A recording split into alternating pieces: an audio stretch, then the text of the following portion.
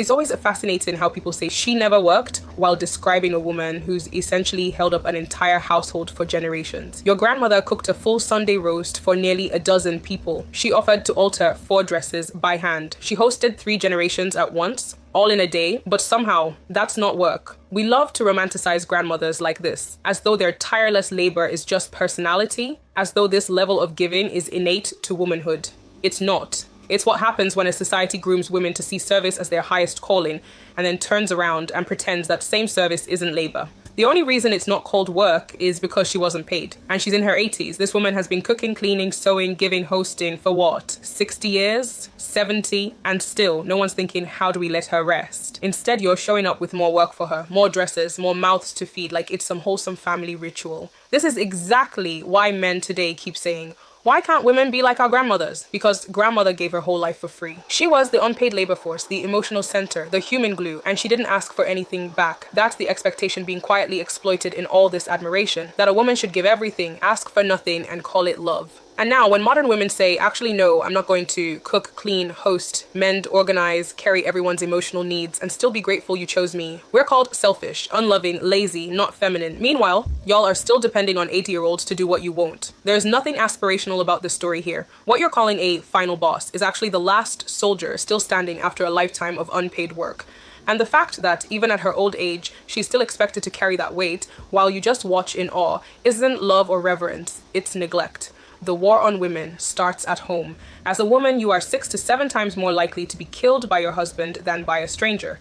In the US, 1 in 3 women have experienced physical violence by an intimate partner, and every 6 hours, a woman is murdered by her current or former male partner. After marriage, men's mental and physical health improves, but yours as a woman declines. Married women are more likely to be depressed than single women, while the reverse is true for men. And that's not all. Women who date men carry double the domestic workload, even when working full-time. We also do 70 to 80% of the emotional labor, the planning, the nurturing, the reminding, the checking in. To make it worse, marital rape is still legal in nearly 50 countries. And in many parts of the world, the law actively protects men who beat and harm their wives. Everything I've just said is fact, not opinion. Statistically, most heterosexual relationships harm women, not just emotionally, but physically, economically, and existentially. Sure, some women date men and thrive, but for best results, assume it's not you. So when we talk about patriarchy, we're not just talking about policies or politicians, we're talking about your boyfriend, your husband, your situationship, because the relationships we have, especially with men, shape the quality of our lives. And most of those relationships have been designed to harm women and make us shock absorbers for male dysfunction, including you, whether you admit it or not. If you're a woman who dates men, whether single or married, you have to take daily intentional steps to stay rooted in your power.